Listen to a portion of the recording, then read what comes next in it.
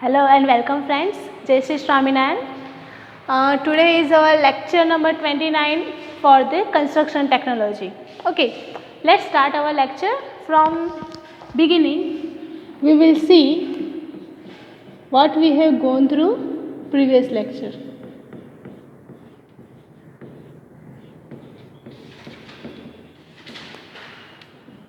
Okay, previous lecture में આપણે શેના વિશે ભણ્યા હતા તો પ્રોડક્શન ઓફ કોન્ક્રીટ કે જેમાં બે ટર્મ્સ એટલે કે બેચિંગ અને મિક્સિંગ એ આપણે ઓલરેડી સ્ટડી કરી છે બરાબર કે બેચિંગ એટલે કે એનું જે કોન્ક્રીટ આપણે જે લઈએ છીએ એમાં ડિફરન્ટ જે ઇન્ગ્રીડિયન્ટ્સ એમાં યુઝ થાય છે બરાબર તો એનું કેવી રીતે આપણે અલગ અલગ બેચ વાઇઝ મેઝરમેન્ટ લેતા હોઈએ છીએ ઓકે જેમાં વોલ્યુમ બેચિંગ વે બેચિંગ એ બે મેથડ્સ આવતી હતી હવે વાત છે તો કે મિક્સિંગની તો મિક્સિંગમાં આપણે શું શીખ્યા હતો કે આપણે કયા કયા ઇક્વિપમેન્ટ્સ થ્રુ એને મિક્સિંગ કરાવતા હોઈએ છીએ ઓકે તો એમાં આવતું હતું hand mixing and machine mixing right hand mixing કે જેમાં આપણે કોઈપણ ટાઈપના ઇન્સ્ટ્રુમેન્ટ્સનો યુઝ કર્યા વગર એને આપણે મિક્સ કરતા હતા જે ઇકોનોમિકલ પણ નથી અને આપણા જે કોન્ક્રીટ યુનિફોર્મિટી પણ મળતી નથી ઓકે તો હવે આજના લેક્ચરમાં આપણે જોઈશું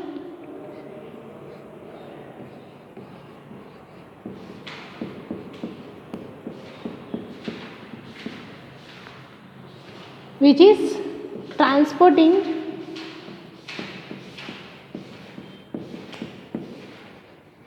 બરાબર કે ટ્રાન્સપોર્ટિંગ કેવી રીતે થાય છે એન્ડ પ્લેસિંગ કોન્ક્રીટનું પ્લેસિંગ કેવી રીતે કરીએ છે એ ઓકે તો ટ્રાન્સપોર્ટિંગમાં જોઈએ આપણે રાઈટ તો ટ્રાન્સપોર્ટિંગ શું છે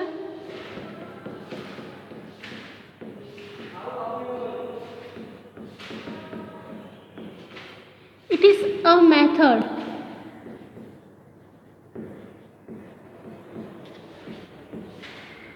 which involves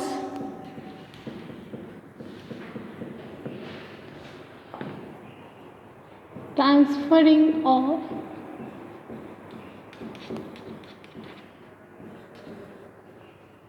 concrete mix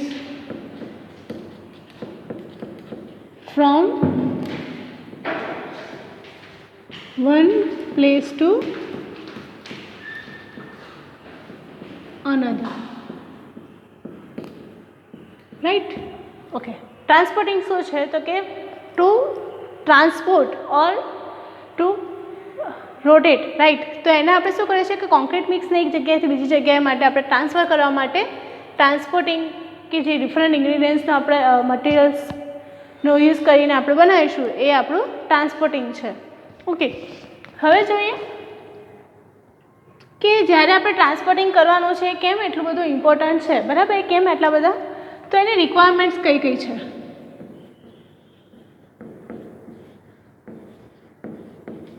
requirements four transporting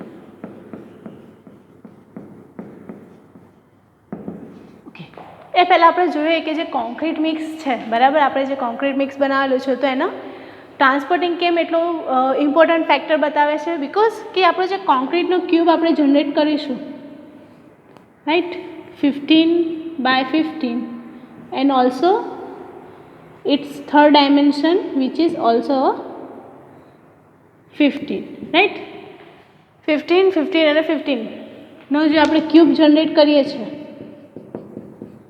okay તેમાં બે ફેક્ટર આવે છે એક તો એનું સેટિંગ ટાઈમ અને બીજું છે હાર્ડનિંગ આપણો કોન્ક્રીટ જ્યારે પણ ભીનો હોય એટલે કે જ્યારે વેટ કોન્ક્રીટની વાત કરતા હોઈએ તો એના સેટિંગ ટાઈમની વાત કરવામાં આવે છે અને જ્યારે એ ડ્રાય થઈ જાય છે ત્યારે એની હાર્ડનિંગ પ્રોસેસ સ્ટાર્ટ થઈ જાય છે હાર્ડનિંગ અને સેટિંગમાં શું ડિફરન્સ છે તો પહેલાં તો લઈએ તો કે આપણે જે કોન્ક્રીટ મિક્સ છે એને આપણે શું કર્યું છે એક મોલ્ડની અંદર ફિક્સ કરી દીધું છે બરાબર તો આપણને શું જોઈશે એની કોમ્પ્રેસિવ સ્ટ્રેન્થ જોઈએ જે આપણને 28 days પછી મળતી હોય છે, બરાબર. જે પર્ટિક્યુલર કોમ્પ્રેસિવ સ્ટ્રેન્થ છે એની કેટલા ડેઝ પછી મળે છે, તો કે 28 ડેઝ પછી. તો અહીંયા આપણે એક એક્ઝામ્પલ તરીકે લઈએ 1:3:6નો કોન્ક્રીટ, રાઈટ, કે જેમાં 1% of cement, 3% of fine aggregates and 6% of course aggregate, બરાબર. જે જ્યારે પણ આપણે સિમેન્ટ કરતાં બે ક્વોન્ટિટી વધી જાય, કોર્સ એગ્રીગેટ અને ફાઇન એગ્રીગેટની ક્વોન્ટિટી વધી જાય છે, તો એ કન્ડિશનમાં આપણો જે કોન્ક્રીટ બને છે એ લોઅર ગ્રેડનો બને છે. ઓકે, તો અહીંયા આગળ આપણો જે કોન્ક્રીટ જનરેટ થશે એ M20નો બને છે, બરાબર, M20. ઓકે, જેની કોમ્પ્રેસિવ સ્ટ્રેન્થ 20 Nm/mm² મળે છે, બરાબર. હવે સેટિંગ ટાઈમની વાત કરીએ તો આપણે જે કોન્ક્રીટ મિક્સ છે અહીંયાથી આપણે શું કરી નાખ્યું, મિક્સિંગ કરી નાખ્યું, બરાબર. તો હવે ટ્રાન્સપોર્ટિંગ કરવા માટે એનો જે ટાઈમિંગ આપણે જે જોવાનો છે એ આપણે મેઇન ફેક્ટર તરીકે વર્ક કરે છે. તો પહેલાં તો આવે setting time. Okay, setting time કોને કહીએ છીએ, તો જ્યારે આપણે કોન્ક્રીટને રહેવા દીધો પછી તો એને available time from 10 minutes two 60 minutes આપણે પ્રોવાઈડ કરતા હોઈએ તો એનું સેટિંગ ટાઈમ કહેવાય છે, બરાબર. એ શું છે, ઇનિશિયલ સેટિંગ. જ્યારે એ કન્ડિશનમાં આપણો કોન્ક્રીટ કેવો હશે, તો કે થોડુંક એનામાં લચકપણું હશે, એટલે કે સ્નિગ્ધ હશે, બરાબર, થોડોક થીફ હશે. તો એ કન્ડિશનમાં પછી જે બને છે 1 hour to 24 hours સુધી, બરાબર. તો કે બંને જે ઇનિશિયલ અને ફાઇનલ સેટિંગ ટાઈમ્સ છે એ બંને શું કરે છે, એની પર વધારે પડતા ઇમ્પોઝ થયેલા છે કે જો એ સેટિંગ ટાઈમમાં પહોંચી જશે તો શું થશે કે આપણો કોન્ક્રીટ જે એકદમ સ્લરી જેવો હતો એની જગ્યાએ કેવો થઈ ગયો હશે, સ્નિગ્ધ થઈ ગયો હશે, બરાબર. તો એ ના થાય એના માટે જે આપણો ટ્રાન્સપોર્ટિંગનો પ્રોસેસ છે એ કેવી રાખવી પડે, થોડી ક્વિક રાખવી પડે, અને જે પણ આપણે મેથડ ચૂઝ કરીએ છીએ એ પણ ક્વિક હોવી જોઈએ. ઓકે, હવે હાર્ડનિંગની વાત કરીએ તો આફ્ટર 24 અવર્સથી લઈને 28 ડેઝ, બરાબર, એને હાર્ડન થતાં લાગતા હોય છે, બરાબર. હાર્ડન એટલે કે એની પ્રોપર કોમ્પ્રેસિવ સ્ટ્રેન્થ થઈ જાય ત્યાં સુધી. સેટિંગ ટાઈમમાં એને કોઈ જાતની કોમ્પ્રેસિવ સ્ટ્રેન્થ મળશે નહીં. એ ખાલી આપણને બહારના જ્યાંથી એની સરફેસ જોઈએ છે તો એ આપણને ખાલી કેવી દેખાશે, થોડીક હાર્ડ થઈ ગયેલી દેખાશે, જ્યારે હાર્ડનિંગમાં એ વસ્તુ થતી નથી. ઓકે, તો હાર્ડનિંગમાં જ્યારે કોમ્પ્રેસિવ સ્ટ્રેન્થ આપણે મેઝર કરવાની આવે, આજે 28 ડેઝ પછી આપણને 20 Nm/mm² મળી, એ કેવી રીતે ખબર છે, પ્રેક્ટિકલ કરે છે એના, તો કે 7 ડેઝ, 14 ડેઝ અને ડેઝ, રાઈટ. આટલા ડેઝ પછી આપણે શું કરીએ છીએ, વાદાફરતી બહુ 10 કે 15 જેટલા આપણે ક્યુબ્સ જનરેટ કરેલા હશે કોન્ક્રીટના, બરાબર. એને એમાંથી અમુક જે ક્યુબ્સ છે એને આપણે 7 ડેઝે કોમ્પ્રેસિવ સ્ટ્રેન્થ ચેક કરીએ, પછી અમુક બીજા જે વધ્યા એને આપણે બીજા 14 ડેઝ, અને બાકીના જે વધ્યા એને 28 ડેઝ પછી કરતા હોય છે, જેમાં આપણે કોન્ક્રીટનું પ્રોપોર્શન સેમ રાખેલું હશે, ઇન્ગ્રીડિયન્ટ્સનું પ્રોપોર્શન્સ, અને પછી એના પરથી આપણે સ્ટ્રેન્થ મેઝર કરેલી હશે. સો આ જે સ્ટ્રેન્થ આપણને જોઈએ છે 28 ડેઝ પછી 20, બરાબર, Nm/mm² પરફેક્ટલી બધા માટે મળી રહે એના માટે શું કરવું જોઈએ, તો કે ટ્રાન્સપોર્ટેશન એનું ક્વિક હોવું જોઈએ, બરાબર, અને પ્રોપર જે એના ઇન્ગ્રીડિયન્ટ્સ છે એ પ્રોપર ક્વોન્ટિટીમાં હોવા જોઈએ. એટલા માટે જે પ્રોડક્શન ઓફ કોન્ક્રીટની બધી જ જે મેથડ્સ છે, બરાબર, એ પ્રોપર કન્ડિશનની હોવી જોઈએ.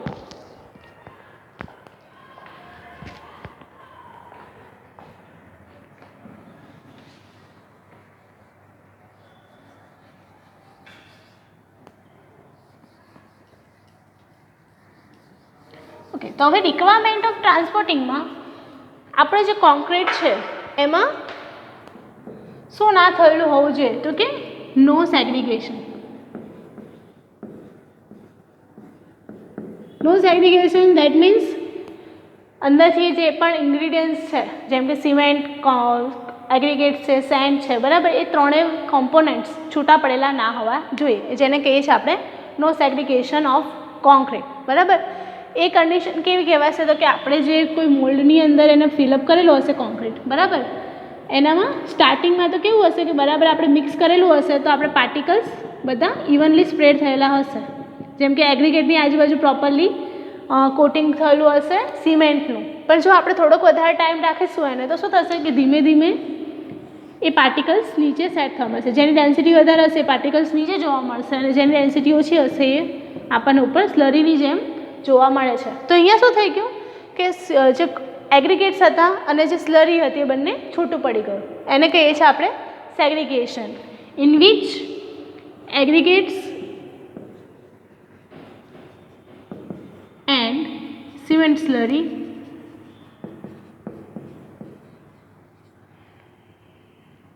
becomes or act as different parts. જે થવું જોઈએ નહીં, એટલા માટે એ વાતનું પણ ધ્યાન રાખવું પડે. એ પછી આપણો જે કોન્ક્રીટ છે બરાબર કે એમાં નો excessive drawing and સ્ટીફનિંગ.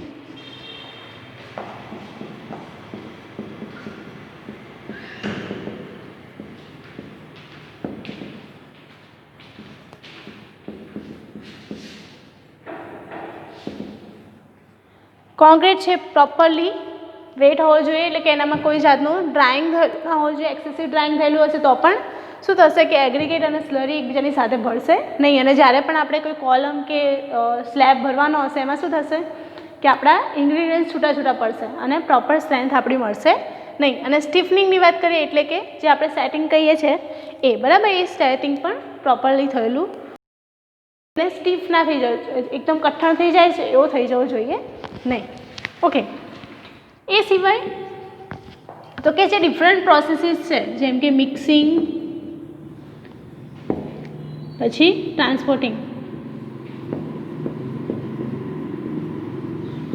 Placing and કોમ્પેક્ટિંગ, આટલી જેટલી પણ મેથડ છે બરાબર, એમાં ટોટલ ટાઈમ પ્લસ બરાબર કેટલો હોવો જોઈએ તો કે 90 મિનિટ્સ, 1.5 hour એટલો જ હોવો જો એનાથી વધશે તો પછી શું થશે, જે મેં કન્ડિશન્સ કીધી એ બધી કન્ડિશન્સ સ્ટાર્ટ થઈ જશે અને આપણો કોન્ક્રીટ ફેલ થયેલો ગણાશે બરાબર. એટલે આપણે મટીરિયલનો પણ વેસ્ટ કરીએ છીએ અને ટાઈમનો પણ વેસ્ટ કરીએ છીએ. એટલે બને ત્યાં સુધી આ પ્રોસેસમાં આ રિક્વાયરમેન્ટ્સ ફૂલફિલ થતી હોવી જોઈએ. હવે જોઈએ કે ટ્રાન્સપોર્ટિંગમાં અલગ અલગ મેથડ્સ કઈ આવે છે કે જેના થ્રુ આપણે ટ્રાન્સપોર્ટિંગ કરી શકીએ.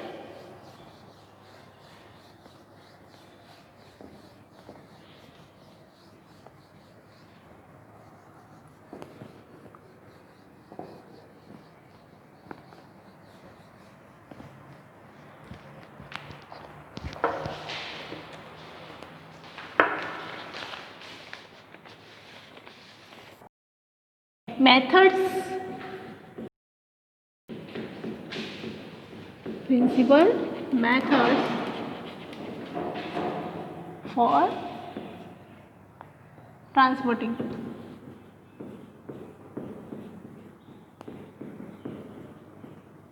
બરાબર, તો કઈ કઈ પ્રિન્સિપલ મેથડ્સ આવે છે તેમાં ફર્સ્ટ આવે છે આપણું મોર્ટાર પાન.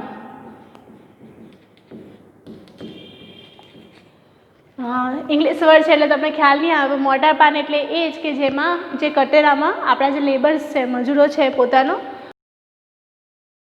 જગ્યાએથી બીજી જગ્યાએ ટ્રાન્સફર કરતા હોય છે, રાઈટ. ત્યાંની ભરી દો છો અને પછી એને એક જગ્યાએથી બીજી જગ્યાએ ટ્રાન્સફર કરવાનું, જેને આપણે મોર્ટાર પાન કહીએ છીએ. Okay, the second one is wheelbarrow at hand carts.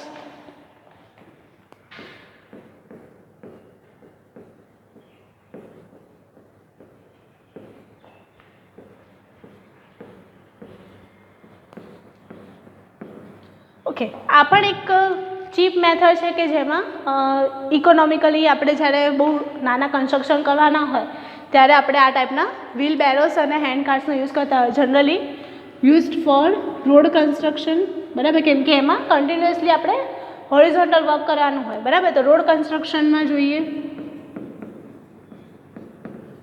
Okay, also used four single story buildings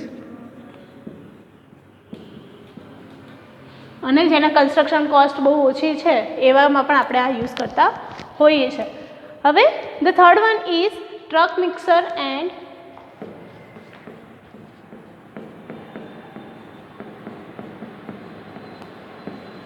ડમ્પર્સ.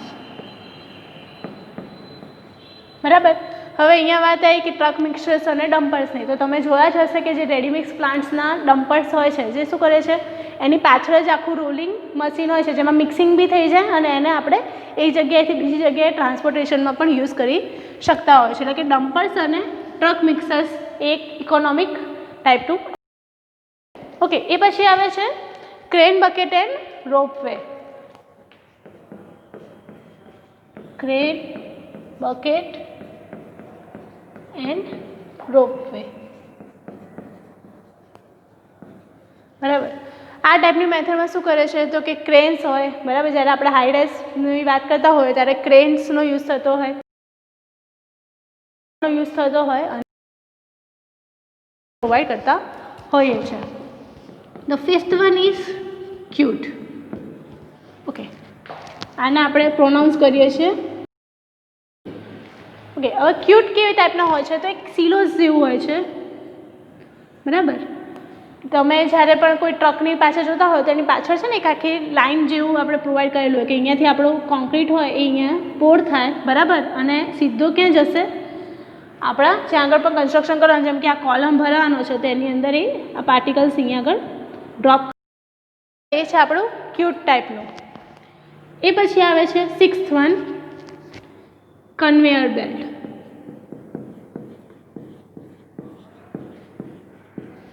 Conveyor belt, okay, એટલે કે શું, એક બેલ્ટ જેવી કન્સ્ટ્રક્શન હોય, મિકેનિકલ એરેન્જમેન્ટ કે જેમાં રોલ્સ થ્રુ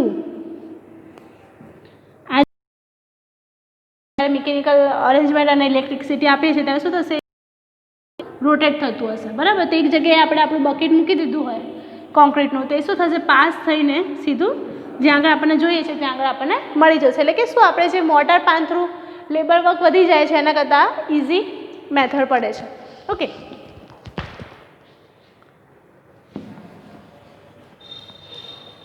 એ પછી યુઝ થાય છે હોઇસ્ટ એન્ડ સ્કીપ.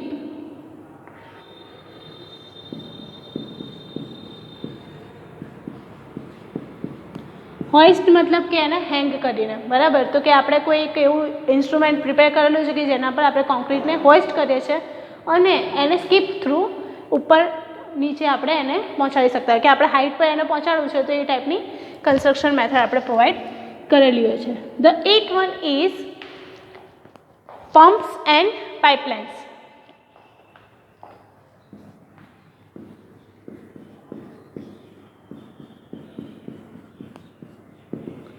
સૌથી વધુ યુઝ થનારી જે પણ મેથડ છે અત્યારના રિસેન્ટ ટાઈમમાં એ છે પમ્પ્સ એન્ડ પાઇપલાઇન્સ. બિકોઝ કે જ્યારે આપણે કોઈ અંડર વોટર કન્સ્ટ્રક્શન કરવાનું હોય, ઓકે, તો એમાં શું થશે તો કે આપણે વોટર પણ એમાં ઓબ્જેક્ટ તરીકે આવી જશે, તો એ વોટર એમાં ઇન્વોલ્વ ના થઈ જાય એના માટે ડાયરેક્ટ આપણે પમ્પ્સને શું કરીએ છીએ, જેટલો પણ આપણે ટ્રેન્ચીસ કરેલો હશે એમાં ડાયરેક્ટ એ પંપ થ્રુ એક પાઇપ ઉતારી દઈએ છીએ, બરાબર. અને એના થ્રુ આપણો જે કોન્ક્રીટના કોઈ ટ્રક છે, બરાબર, એ ટ્રકમાંથી એ પોર્શનને આપણે ડાયરેક્ટ નીચેના જ્યાં પણ આપણે એને લાય કરવાનું છે ત્યાં આપણે પહોંચાડી શકીએ છીએ. ઓલ્સો ફોર હાઈરાઇઝ કન્સ્ટ્રક્શન, કે પાઇપની લેન્થ આપણે વધારે રાખેલી હોય તો એને આપણે હાઈરાઇઝ પર પણ ઉપયોગ કરી શકતા હોઈએ છીએ. Okay, and also transit movers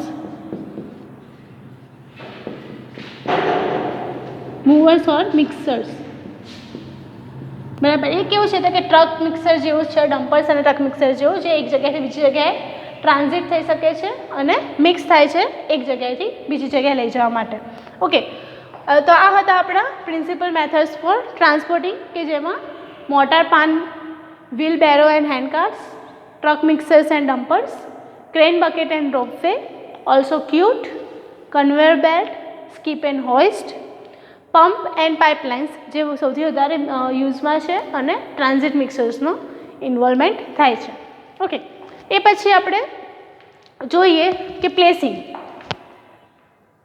okay, placing આપણે નેક્સ્ટ લેક્ચરમાં જોઈશું કે જેમાં આવે છે પ્રોસેસ ઓફ ટ્રાન્સપોર્ટિંગ જે કોન્ક્રીટ મિક્સ છે એને જ્યારે આપણે ટ્રાન્સપોર્ટેશન કરી દીધું પછી આપણે શું કરવાનું છે, એને પ્રોપર જગ્યાએ પ્લેસિંગ કરવાનું છે, બરાબર.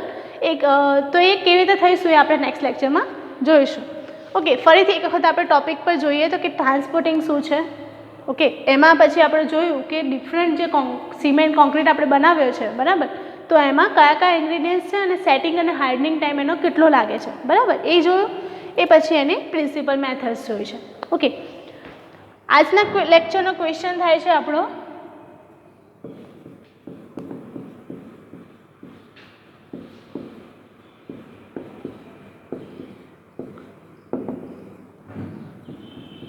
what are different methods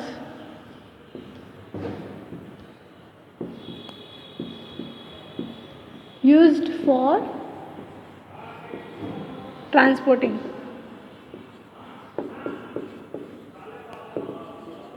Okay, you need to submit till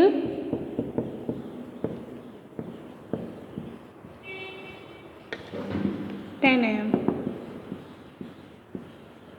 As I have come to know that so many of you have not submitted the questions for the lecture and not taking it seriously, so if you are not taking it seriously, then I will make sure કે તમે Google ક્લાસરૂમમાંથી હવે remove થઈ જાઓ. Okay, તો બને ત્યાં સુધી તમારા જે પ્રીવિયસ લેક્ચર્સના અસાઇનમેન્ટ્સ છે અને અત્યારના જે મેં આજે અત્યાર સુધી આપેલા છે એ બધા અસાઇનમેન્ટ્સ એન્ડ ટ્યુટોરિયલ્સ, જે 4 ટ્યુટોરિયલ્સ મેં અપલોડ કરેલા છે બધા જ તમે કમ્પ્લીટ કરો અને સબમિટ કરો time to time. Okay, this is all for the lecture. I am Krishna Panchal, signing off. જય શ્રી સ્વામિનારાયણ.